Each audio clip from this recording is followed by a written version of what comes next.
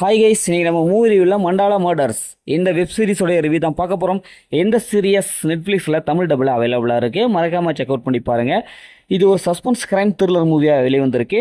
இப்போ இந்த சீரிஸோடைய கதையை பார்த்துடலாம்.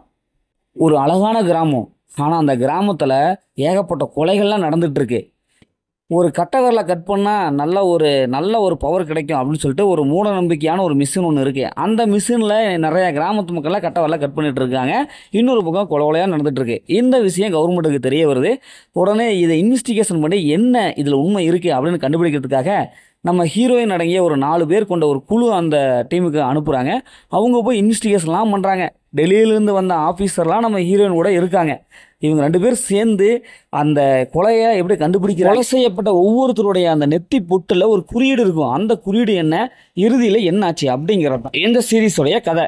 இப்போ இந்த சீரீஸோடைய பாசிட்டிவ்னு பார்த்தாவே இதில் வர இன்வெஸ்டிகேஷன் போர்ஷன்லாம் நல்லாவே வந்திருக்கு. ஏன்னா இவங்க இன்வெஸ்டிகேஷன் பண்ண நிறைய விஷயங்கள் நமக்கே என்னடா அதே எப்படி இருக்குதே அப்படிங்கிற மாதிரி ஒரு திகிலூட்டுற சீன்ஸ்லாம் நிறையவே இருக்குது. ஒவ்வொரு எபிசோடு முடிவு ட்விஸ்ட் நிலைகளை பக்காவாக மெயின்டைன் பண்ணியிருக்காங்க.